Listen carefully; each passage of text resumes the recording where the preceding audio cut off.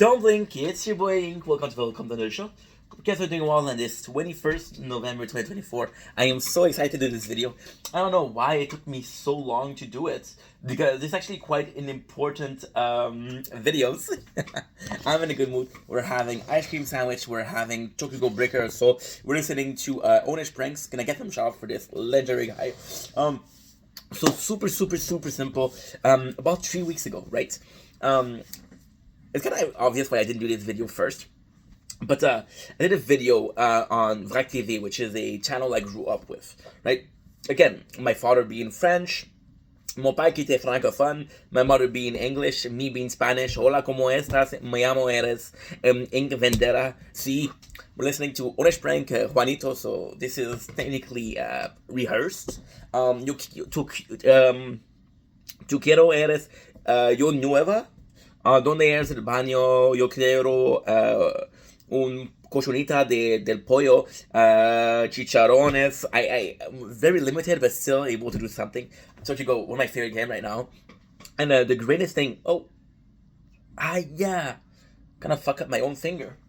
So the video today is what was it like growing up with teletoon.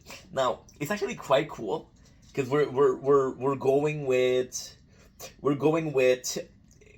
not necessarily teletoon that you know, but teletoon of the 90s. And the teletoon of the 90s was incredible. So the reason why I didn't think about doing this video first is actually quite is simple. See, my mom, she had me 2 days out of 14. So teletoon was this really weird channel that I really enjoyed watching, but couldn't watch because I was at my mom's house. My father was more Vrac TV, which is kind of similar to MTV, kind of similar. It's like, yeah, this is more normal. You're done at 6 years old. You're a man. You're done watching freaking.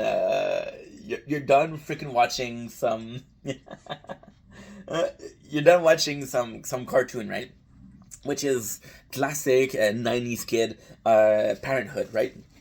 By the way, speaking of the 90s, we're opening up this and this today, so very nostalgic.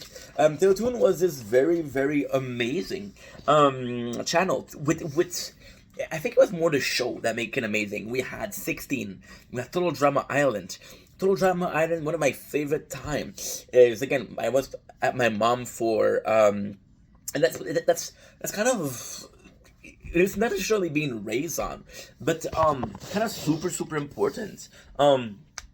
I'm trying to avoid this light because I don't know why it's doing this light right now, which is kind of annoying. But what am I supposed to do? So yeah, if you guys know how to take it off, please tell me. Otherwise, what I'll do, I have an ID. I'll be right back because this is really annoying. Oh, you know what? Now it's fixed. It's not great, but it's not bad. So yeah, shows like Total Drama Island. My first marathon was before Netflix, before binge watching shows. It was Total Drama Island. So what it did was they were releasing the Total Drama something Pakistu. I don't remember what it was called, but it was another season, right? But they did the whole first season in one day, which was phenomenal. There was also it's kind of crazy because I'm going to talk to you about shows in French, which we had Andy Larkin. Andy Larkin was a guy that used to lie. So what he would do is he would put himself in trouble with lying, and at the end of the show he would fix it. Or we had a Carl Square, which is basically Carl being cloned, right? Which was revolutionary. We had Metabots, we had Pokemon, we had Yu-Gi-Oh, we had Naruto.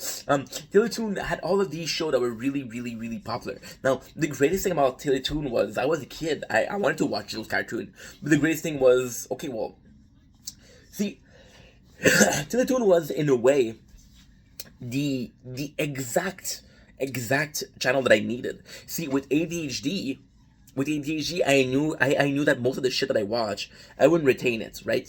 It's with ADHD. So with teletoon, being only able to watch a certain amount of show, every 2 weeks, I knew I didn't have to. I knew I wouldn't see. For example, right? You're gonna see Naruto, right? They're not gonna do season 1, episode 1 on one weekend and then wait 2 more weekend to do Naruto episode 2. So you had to check out one episode and check the other one and be like, okay, well, I can kind of understand what's going on. I can kind of understand or imagine what's going on, which is fantastic. And again, those show Digimon, I watched it there, and it's funny because at my father's house I had YTV, which would also show like this, but I wouldn't understand English, so I was like, okay, well, what am I supposed to do? And Teletoon also, it was in a perfect world. Teletoon was so perfect because it was so diverse. For example, my very first experience with my very first experience with swearing was Teletoon at night. It was South Park on Teletoon. It was Family Guy on Teletoon.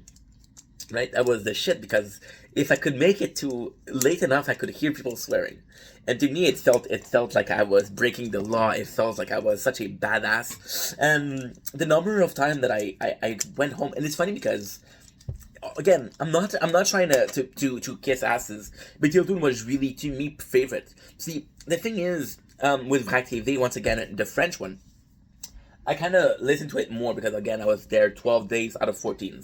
So of course, the Teletoon, I could watch Teletoon for a whole day.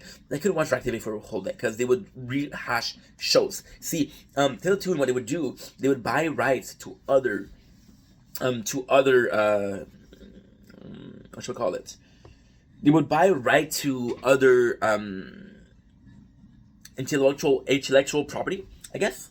And with Vrac TV, the really cool thing that they do used to do, which is very impressive, they used to do their own. They used to do their own shows, and because they used to do their own show, it would cost them less. Because they could cost them less, they didn't have to put ads. Right? Now Teletoon, back in the days, back in the 90s, you couldn't put ads on kids shows. So once again, you would get ads, but it was to promote other show. Even 16, that was my first like teenager show. Man, Total Drama Island was my first reality TV, and I know what you're saying. It's not reality TV, but as a kid, it felt like reality TV. There's so much things that I learned through Teletoon, and once again, as a kid, I was allowed to play video games the whole day, right? So what I would do is I would watch that in the background of playing like game like Pokemon. Those were the good years, and I'm very thankful that I had that. Now I haven't watched Teletoon in years, thank God, but my memories of it is good. And the fact with Teletoon, and if you watch it carefully, they used to host a show called Total Drama Island, which is super cool. My favorite show when I grew up. You know, you can go on YouTube and watch it for free because they have the rights. You watch. I used to watch a show called what was it called? Forget About It. Forget About It. And the cool thing about Forget About It is if you go on YouTube now, you can actually check it out. So Teletoon isn't. There's a lot of channel. There's a lot of channel that are very restrictive for their ownership right. For example, I'm gonna go with gaming. Bloodborne, they ain't doing nothing with the IP. MSS System, they ain't doing nothing with the IP. So yeah, Teletoon was a really good channel to grow up with. Now, if you're born in the 90s, if you're lucky enough to be born in the 90s, tell me in the comments, what was the show that you guys watched? What was the show that you guys liked? Did I forget some shows? Once again, please remember, you're watching Teletoon in French.